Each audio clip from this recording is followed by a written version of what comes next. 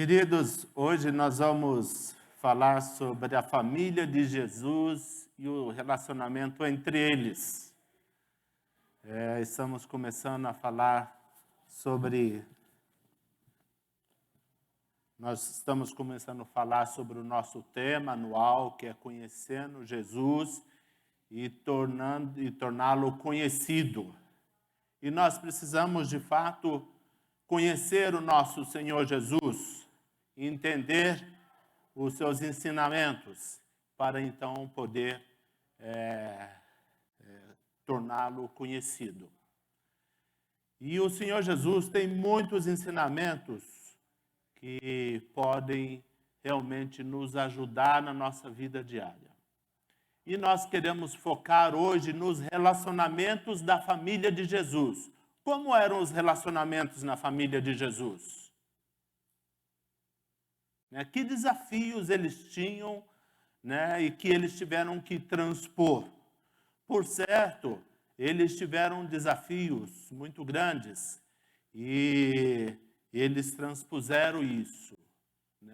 O que eles fizeram? Como que eles reagiram às dificuldades, às lutas?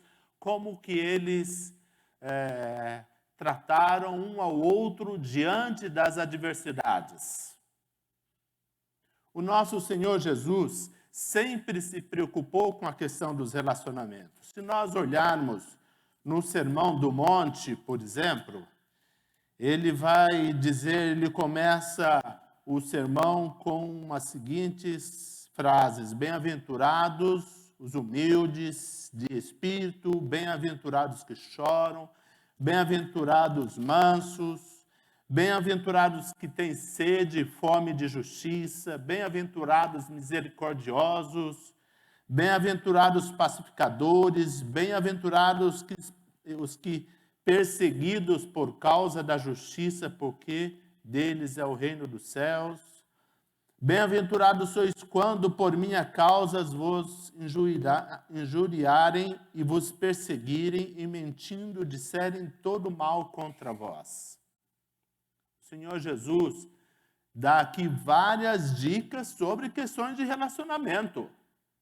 Ele fala sobre pacificação, sobre mansidão, sobre ser misericordioso, sobre ser humilde. Ele fala até sobre chorar. Bem-aventurado que choram. Muitas vezes nos nossos relacionamentos nós choramos por circunstâncias que somos acometidos e que nos trazem tristeza. E como que eu reajo? Como que eu tenho reagido diante disso? E o Senhor Jesus, no Sermão do Monte, ainda continua. Ele fala, por exemplo, no versículo 21 do capítulo 5, ouviste o que foi dito aos antigos: não matarás, e quem matar está sujeito a julgamento. Eu, porém, vos digo que todo aquele que sem motivo se irá contra o seu irmão está sujeito a julgamento.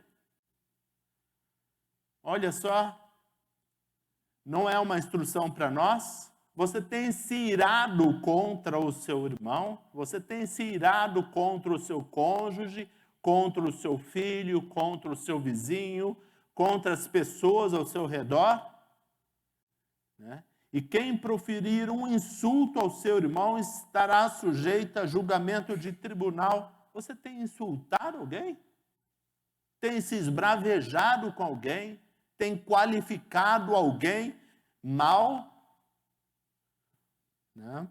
E ele continua, o Senhor Jesus: se pois ao trazeres ao altar a tua oferta, e ali lembrares de que teu irmão tem alguma coisa contra ti, deixa perante o altar a tua oferta, vai primeiro reconciliar-te com teu irmão, então, voltando, faz a tua oferta.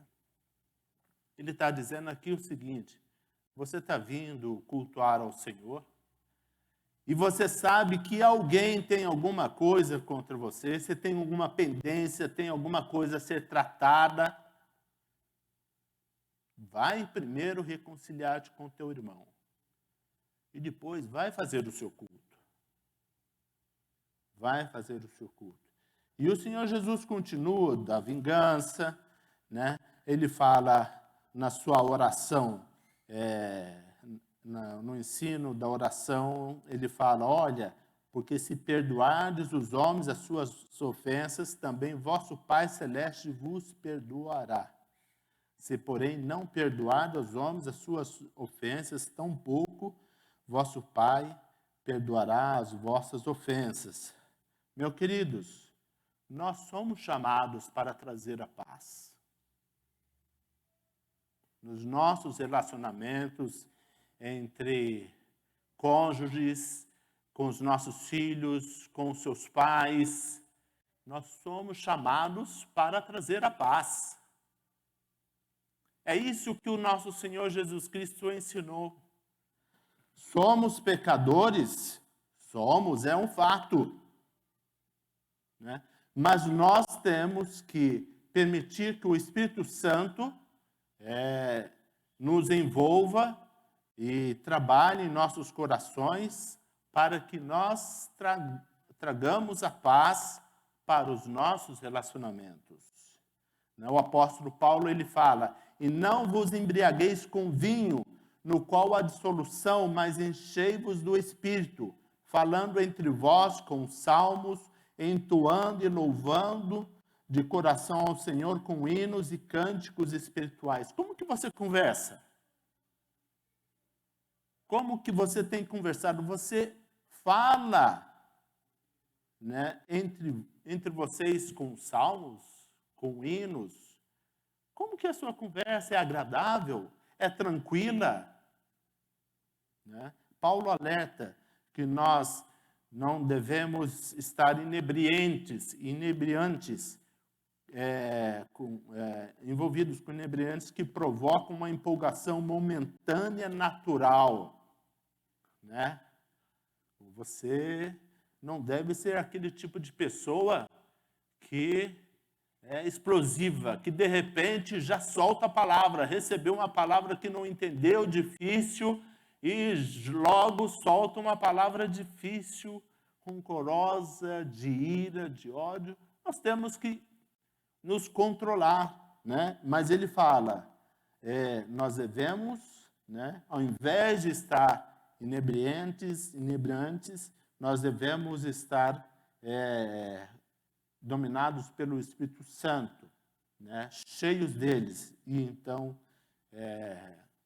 tratar o próximo com mansidão, né, com paz. Né? Somos chamados para cuidar uns dos outros em amor, para ter aversão à ira, ao ódio, ao rancor, à raiz de amargura, para viver sem sentimentos de disputa e sentimento de discórdia, para sacrificar o nosso orgulho. O nosso Senhor Jesus Cristo nos chama para viver uma vida de paz. Para viver uma vida de paz. E como é que, então, nós podemos aplicar isso na vida da família de Jesus?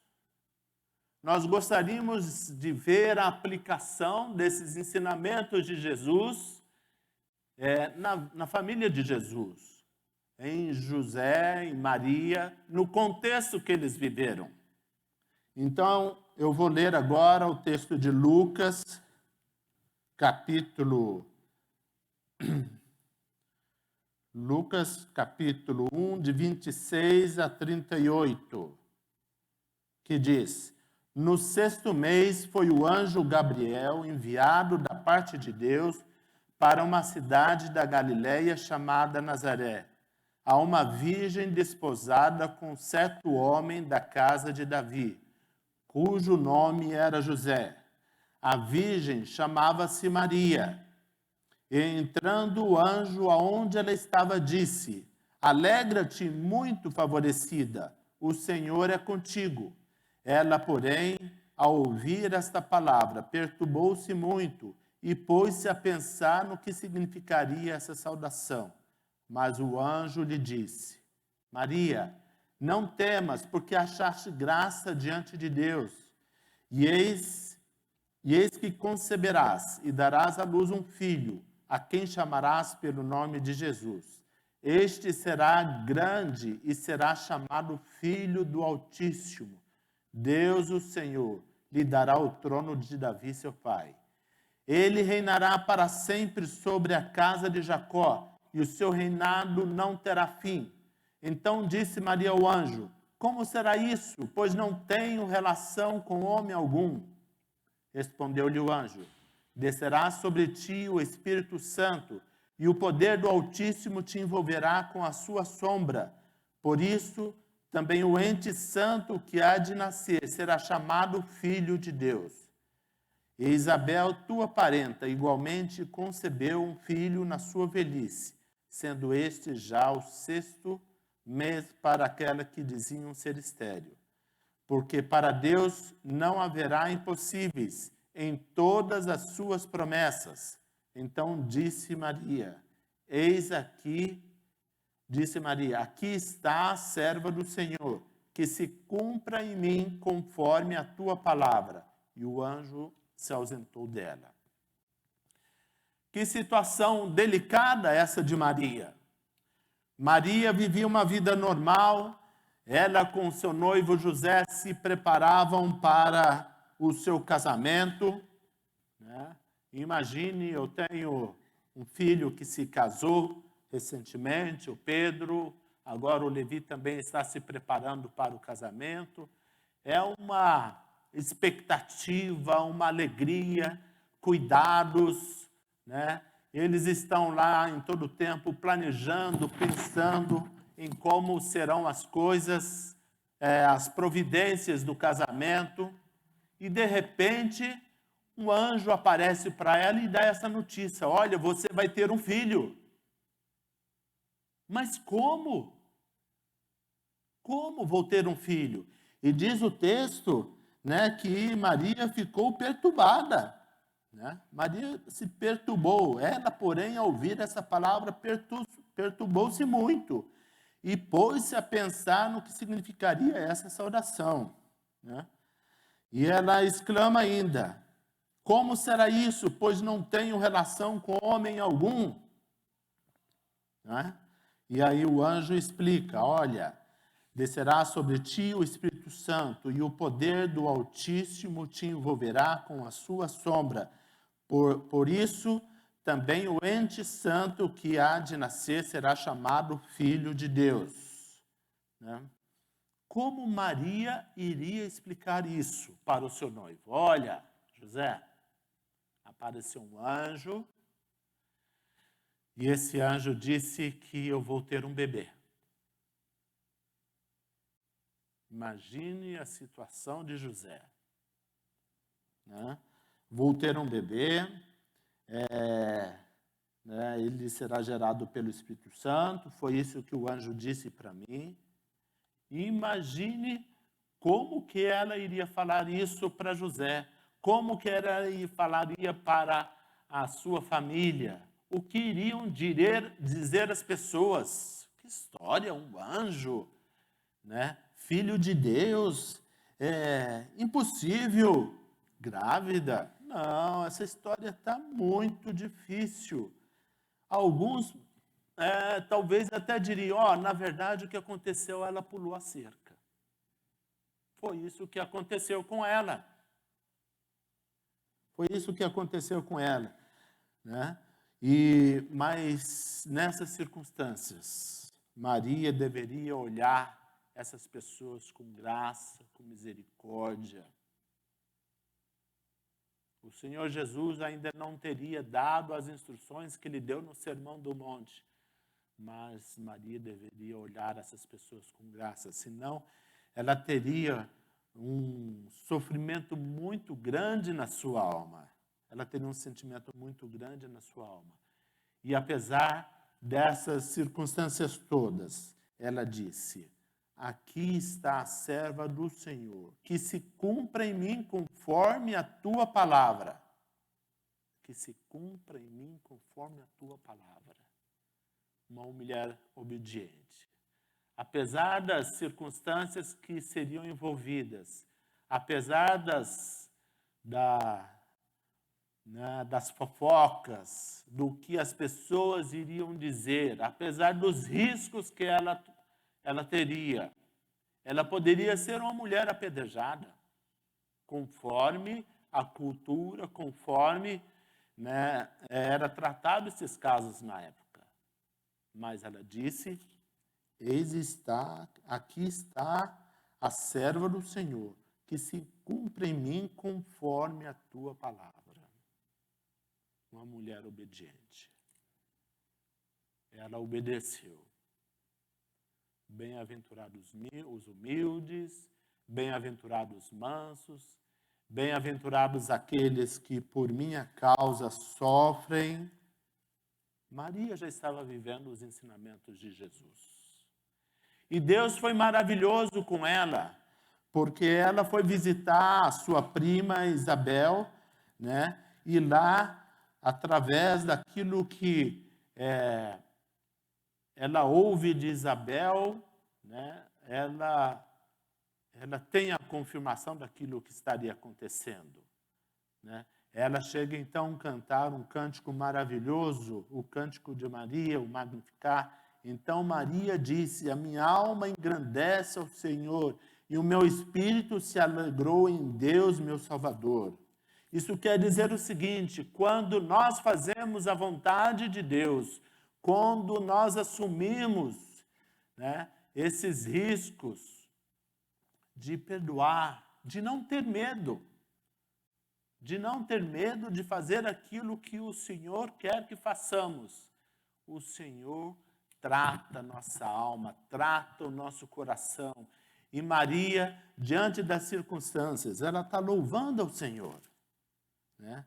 O meu espírito se alegrou em Deus, o meu Salvador, porque contemplou na humildade da tua serva, pois desde agora todas as gerações me considerarão bem-aventurada. Meu irmão, minha irmã, quando você se dispõe a fazer a vontade do Senhor e tratar aqueles que te perseguem, tratar aqueles que lançam injúria contra você, o Senhor cuida da sua alma, trata o seu coração, cuida de você. E por diversas vezes, nós vemos que Deus trata Maria e José com relação a essa questão.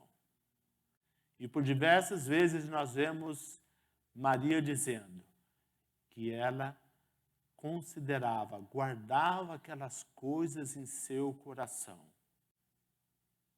O Senhor tratando com ela, cuidando da sua alma, do seu coração, né?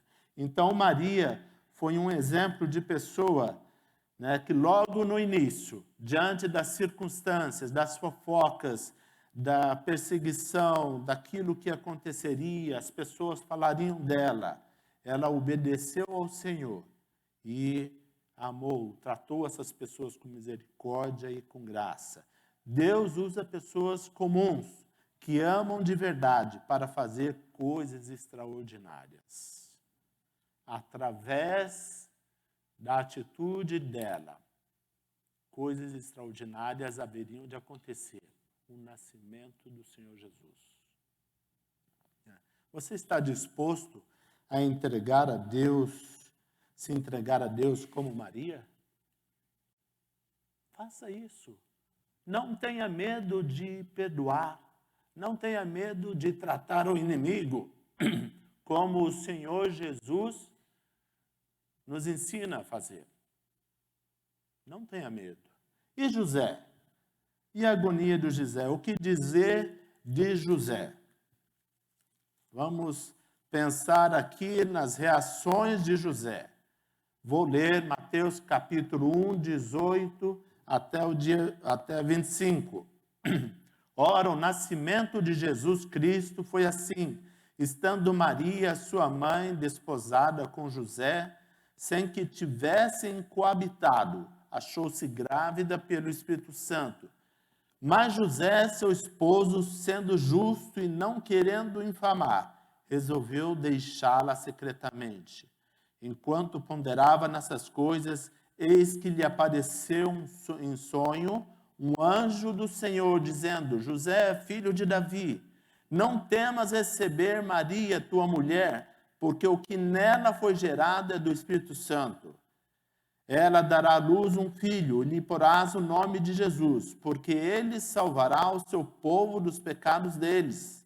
Ora, tudo isso aconteceu para que se cumprisse o que fora dito pelo Senhor, por intermédio do profeta.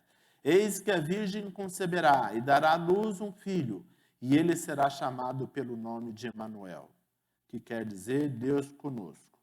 Despertado José do sono, fez como lhe ordenara o anjo do Senhor e recebeu sua mulher. Contudo, não a conheceu enquanto ela não deu à luz um filho, a quem pôs o nome de Jesus. A situação de José também é delicada. José era um homem temente a Deus, muito rigoroso, justo, características que, por certo, Maria gostava, amava em José, né? Mas essas mesmas características, um homem rigoroso, temente a Deus, né?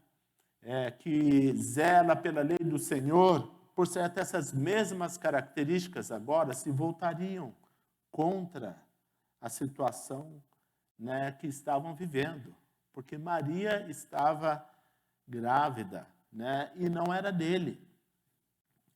O noivado, na cultura judaica, envolvia um acordo judicial que legalizava o compromisso do jovem casal. E naquele momento, quando José recebeu a notícia, o mundo caiu para José. Imagine a sua situação. Se você não conhece a história do Novo Testamento e, de repente, isso vem acontecer com você. No meu caso, o mundo teria caído para mim também. E, com certeza, eu teria aí um momento muito difícil, né? O Paulo fala que o amor tudo suporta, tudo crê, tudo espera, né? Mas foi uma situação muito difícil para José. Mas José não perdeu a integridade. Ele, por certo, ele considerou a possibilidade de terminar o relacionamento com Maria. Por certo, ele considerou essa possibilidade. Mas diz o texto em Mateus 1,19, mas José, seu esposo, sendo justo e não querendo infamar, resolveu deixá-la secretamente. Talvez ele tenha resolvido deixar Maria, mas ele resolveu deixá-la secretamente. Resolveu não infamar. Tinha ali duas possibilidades. Se ele assume, aquela criança, ele traria desonra para si. Você não esperou as bodas, você não esperou o casamento. Se ele, de outra forma, ele nega a paternidade, ele traria desonra para Maria. E Maria, por certo, seria apedrejada, seria morta apedrejada. Mas o amor falou mais alto. E ele decidiu, então, se afastar, buscando tempo para refletir. E ele sacrificou seu orgulho e amou Maria acima de tudo.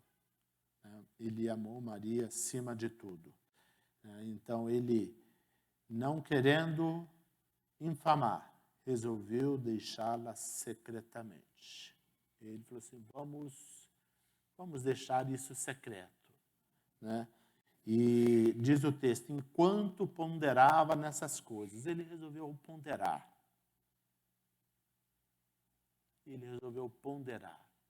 Quando Maria, por certo que quando Maria falou isso para ele, ele não explodiu. Como você reage quando recebe alguma coisa que você não gosta? Você explode? Você grita? Você fala alto com o seu cônjuge, com seus filhos? Como que você trata as adversidades? Essa é a grande questão. Ele estava ponderando, ele estava considerando, vamos botar, né? Vamos esperar a coisa esfriar, vamos pensar, vamos considerar como que nós temos que tratar as circunstâncias. Isso que está acontecendo, né? E Deus interviu. Nessas circunstâncias, então, Deus veio e interviu. Enquanto ponderava nessas coisas, eis que lhe apareceu em sonho um anjo do Senhor, dizendo: José, filho de Davi, não temas receber Maria, tua mulher, porque o que nela foi gerado é do Espírito Santo. Ela dará à luz um filho, e lhe porás o nome de Jesus, porque ele salvará o seu povo dos pecados dele. Ora, tudo isso aconteceu para que se cumprisse o que fora dito pelo Senhor por intermédio do profeta. Eis que a virgem conceberá e dará à luz um filho, e ele será chamado pelo nome de Emanuel. O anjo cita um texto do Velho Testamento que, por certo, José conhecia. Mas Deus mandou o anjo para José, enquanto ele ponderava, enquanto ele pensava, enquanto ele meditava naquilo, Deus mandou um anjo e disse: quando você estiver numa situação de adversidade, numa situação difícil que lhe mande, que você receba, ao invés de explodir, ao invés de responder rapidamente, pondere, medite na palavra do Senhor. Poxa, Deus, o Senhor Jesus quer que eu aja com mansidão. Ele quer que eu seja pacificador. Como que eu vou fazer? Talvez você não vai encontrar forças para dizer isso. Senhor, o Senhor tem misericórdia de mim e me ajude nesse momento. Dobre os joelhos. Busca o Senhor. José, ele entendeu a palavra do anjo, né? E deve ter recebido um alívio muito grande, porque a decisão dele, né, imediatamente despertado do sono, José do sono, fez como lhe ordenara o anjo do Senhor e recebeu sua mulher. Contudo, não a conheceu, enquanto ela não deu à luz um filho, a quem pôs o nome de Jesus. Então, José, ele agiu de uma forma assim extraordinária. Como você lida hoje com os erros do seu cônjuge, dos seus filhos ou dos seus pais? Demonstra que confia, que apoia, que perdoa? Como que você acha? José e Maria, nos seus relacionamentos, eles buscavam trazer a paz. Eles não cultivavam amargura. Eles não cultivavam, né? Eles não tratavam, eles cuidavam um dos outros. Eles tinham aversão à ira, ao ódio, ao rancor, à raiz de amargura. Eles evitavam disputas e sentimentos de discórdia. Como que você tem reagido? Como que eu tenho reagido? Essa é uma coisa para mim. Eu tenho um cônjuge, graças a Deus, Deus deu uma família para mim, uma família grande, tenho 4 filhos, né? E é um desafio para mim. Tem sido um desafio para mim, né, estar reagindo diante das circunstâncias que muitas vezes advêm. Né? Então, José, reagiu de forma maravilhosa. Né? E ele foi avisado, então, pelo anjo, e Deus novamente está tratando o coração dele. Ele resolveu não reagir de forma abrupta, resolveu preservar Maria e Deus cuidou do coração dele. E é isso que acontece. Quando o Senhor Jesus disse, bem-aventurados pacificadores, né? Bem-aventurado porque serão chamados filhos de Deus. Bem-aventurados os misericordiosos, porque alcançarão misericórdia. É isso que o Senhor Jesus nos ensina. Como que eu estou reagindo às diversidades que vêm sobre mim. Né? E os desafios para José continuaram. Né? José foi um guardião amoroso. Né? O desafio para ele, naquelas circunstâncias, foram grandes. Né? Ele forneceu segurança, tornando-se legalmente marido de Maria e pai de José. Ele protegeu Maria da vergonha, que de outra maneira a teria perseguido por causa das circunstâncias do nascimento de Jesus. Salvou Maria da truculência e da tradição. E salvou Jesus da conspiração e da violência. Quando César Augusto decretou um recenseamento em todas as terras conquistadas pelo Império, todos deveriam se alistar na sua terra natal.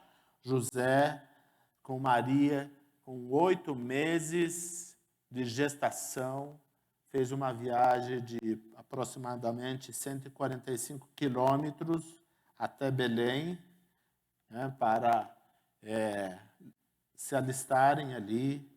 José permaneceu em Belém 2 anos. Aí um anjo disse para José, José, vai até o Egito. Estando um tempo lá, retorna para Israel, para Nazaré. Josué foi um guardião, foi um pai ali cuidadoso, apesar das circunstâncias, né, que foram envolvidas no nascimento de Jesus. Ele cuidou da sua família, guardou a sua família, foi o guardião ali que aquela família precisava.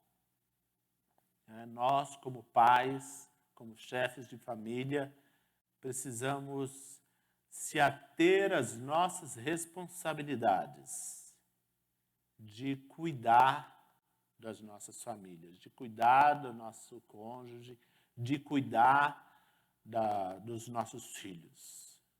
Às vezes os filhos não entendem algumas posturas nossas. Eu tenho alguns jovens em casa e às vezes é difícil, né, tentar convencê-los de algumas coisas importantes. Mas é responsabilidade minha tratar disso. E não deixar as coisas irem, né, serem encaminhadas de qualquer forma. É minha responsabilidade cuidar da minha família. E José fez isso. Apesar de todas as circunstâncias, né, teve que ficar foragido no Egito, porque o rei, né, em função de ele querer matar Jesus, o rei dos judeus, que haveria de nascer, ele resolveu matar todos os meninos. E ele teve que fugir para o Egito, teve que ir para uma terra estranha. Mas ele, obediente ao Senhor, ele fez isso. Né? Ele fez isso. Como que nós temos tratado os nossos filhos? Nós temos assumido a nossa responsabilidade de pais e temos guardado a nossa família, temos cuidado da nossa família. É preciso que nós assumamos a nossa responsabilidade.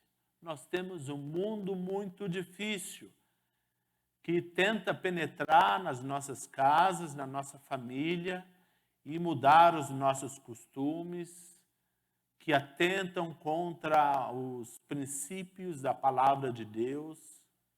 E nós temos que assumir posição diante dessas coisas. para que os nossos filhos continuem nos caminhos do Senhor Jesus. E é responsabilidade nossa fazer isso. O José, ele tomou todas as providências que o Senhor indicou a ele para que ele fizesse, para preservar a vida de Jesus, para cuidar de Maria e para cuidar dos seus irmãos também, os irmãos de Jesus, porque José e Maria tiveram outros filhos. Então, como que nós estamos cuidando da nossa família? Tá? E tem uma outra personagem na vida, naquela família, que é Jesus. Né? Jesus. Nós lemos em Lucas 2:47.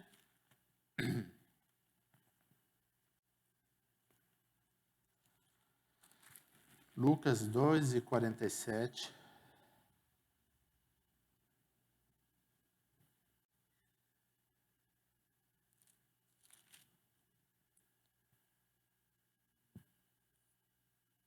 E todos,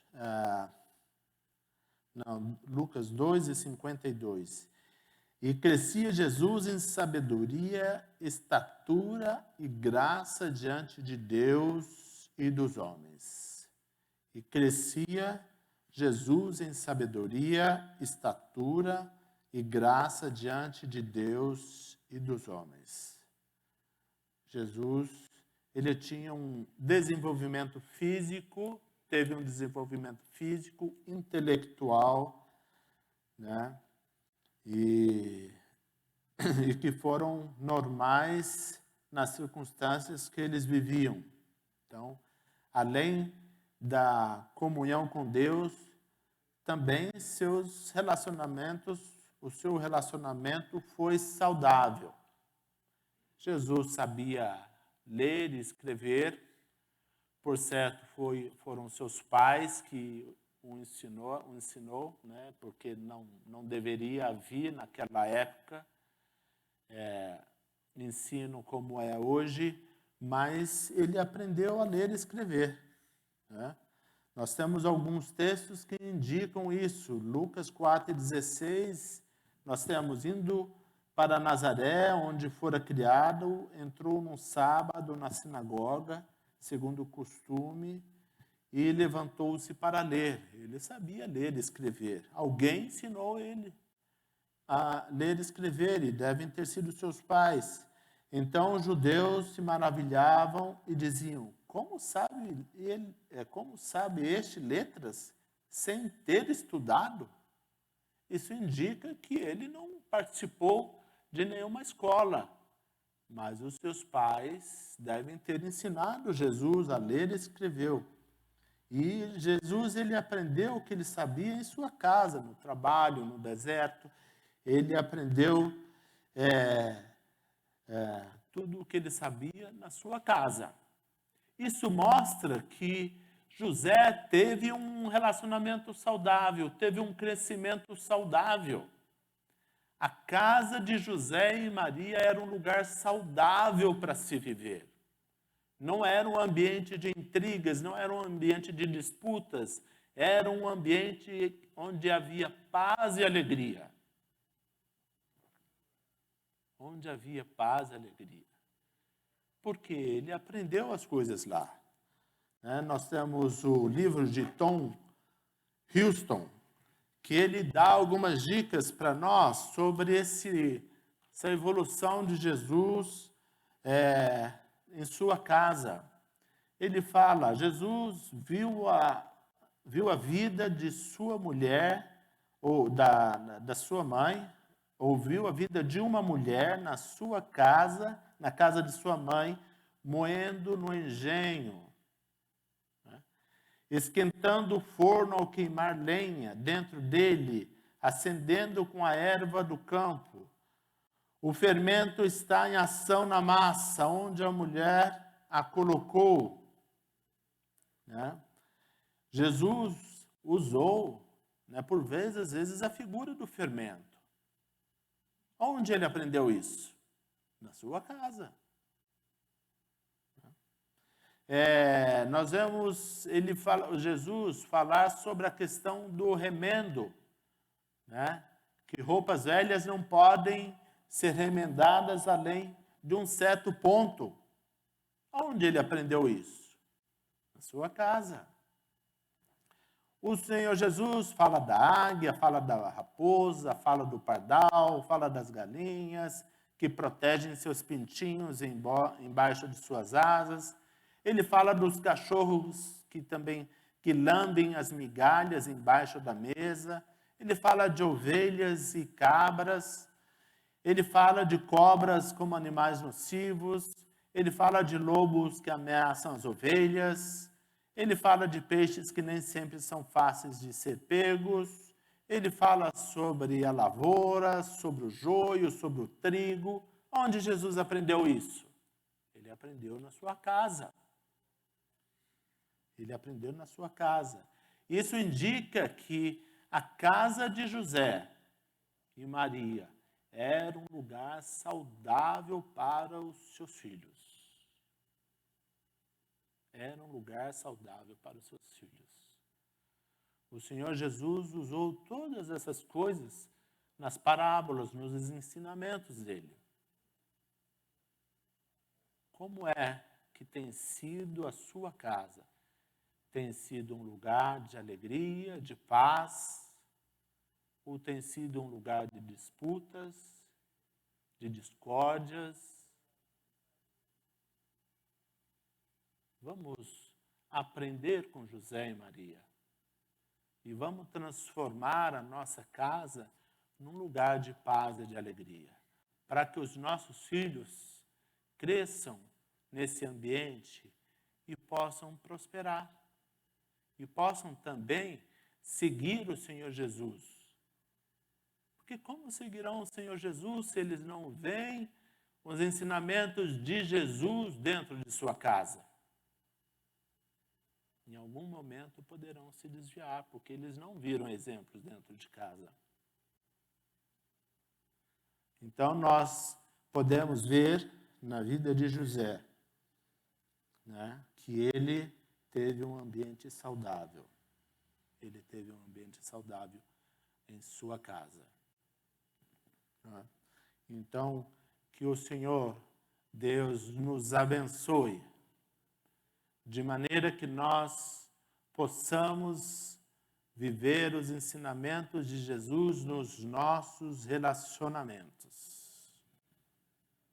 Que nós possamos viver os ensinamentos do Senhor Jesus em nossos relacionamentos. Para finalizar, eu vou ler um texto que eu gosto muito e que é uma referência, deve ser uma referência para nós, enquanto nós devemos tratar os nossos relacionamentos.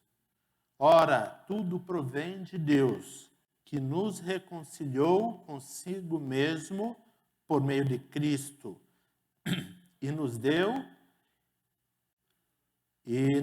o ministério da reconciliação, a saber que Deus estava em Cristo, reconciliando consigo o mundo, não imputando aos homens as suas transgressões, e nos confiou a palavra da reconciliação, de sorte que somos embaixadores em nome de Cristo, como se Deus exortasse por nosso intermédio. Em nome de Cristo, pois rogamos que vos reconcilieis com Deus. Aquele que não conheceu o pecado, ele o fez pecado por nós, para que nele fôssemos feitos justiça de Deus. E nós, na qualidade de cooperadores com ele, também vos exortamos a que não recebais em vão a graça de Deus, porque ele diz: eu te ouvi no tempo da oportunidade e te socorri no dia da salvação. Eis agora o tempo sobremodo oportuno, eis agora o dia da salvação. Então, o apóstolo Paulo, ele diz que nós temos o ministério da reconciliação. Nós temos o ministério da reconciliação. Que nós somos embaixadores em nome de Cristo, nosso Rei e nosso Senhor. Nós somos embaixadores em nome de Cristo. Você tem praticado o ministério da reconciliação nos seus relacionamentos?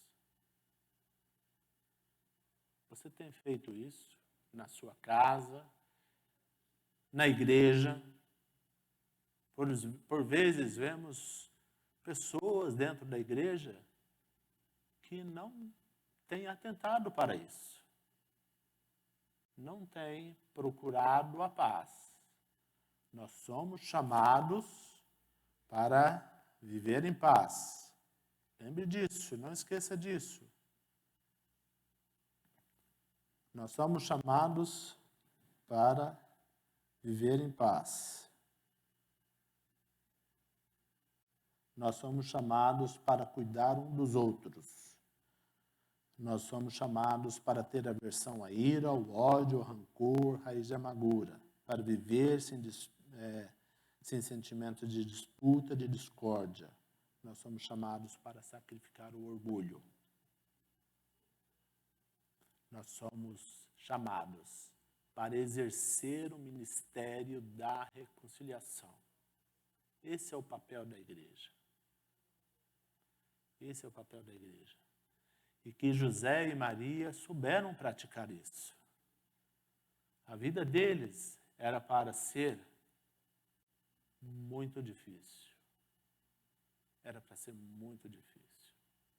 Diante das circunstâncias que tinham o nascimento de Jesus. Era para José viver lembrando isso o tempo todo. Era para Maria, diante das lutas, estar vivendo uma vida de amargura. Mais para frente, quando Jesus exerce o seu ministério, ele é chamado de bastardo. Ele sofreu essas injúrias, mas ele amou o pecador. E que Deus nos abençoe de maneira que consigamos viver o ministério da reconciliação em nossas vidas. E que então as nossas lares, as nossas casas sejam um lugar de paz, de alegria. Não importa as divergências, não importa as dificuldades que nós temos no dia a dia, mas que a nossa casa seja um lugar de paz e alegria. E assim estaremos testemunhando de Jesus. Assim nós poderemos levar Jesus a outros. Porque o que tem afastado as pessoas de Jesus é não saber como tratar essas coisas. Então, conhecendo Jesus, fazendo o que Ele diz para fazermos nessas circunstâncias, nós tornaremos Jesus conhecido através das nossas ações. Vamos orar? Querido e bondoso Deus, muito obrigado. Muito obrigado, porque já na sua gestação, na preparação para a sua vinda ao mundo, José e Maria foram exemplos de pessoas que amaram. Eles foram pessoas, exemplos que amaram. Foram pessoas que conheciam a tua palavra, que conheciam as profecias do Velho Testamento em relação ao Senhor Jesus e que obedeceram, então, o desafio, obedeceram a missão que lhe foram dadas, Senhor. E nós temos uma missão hoje, a missão de viver o amor de Cristo Jesus em nossas vidas, nos nossos relacionamentos. Nos ajude a isso, Senhor. Nos dê disposição a isso, para que, ó Deus, o nosso lar, a nossa casa, os nossos ambientes, aonde nós vivemos, possa, ó Deus, apesar das dificuldades, das lutas, se transformar num lugar de paz e alegria. Porque o Senhor veio para trazer a paz. Ele disse: deixo-vos a paz, não vou dou como o mundo a dá. Só o Senhor pode dar isso, Senhor. E que, ó Deus, constrangidos pelo seu amor, constrangidos, ó Deus, pela graça que recebemos do Senhor, que nos amou primeiro, que nos reconciliou com Deus, possamos então amar o pecador, amar a pessoa que está ao nosso lado, da mesma maneira que o Senhor nos amou. Muito obrigado, Senhor, por esses ensinamentos da Tua palavra, e que o Senhor mesmo nos abençoe, e que o Senhor mesmo, através do Teu Santo Espírito, complete a obra em nossos corações e nossa alma. Nós oramos, Senhor, no nome de Jesus. Amém.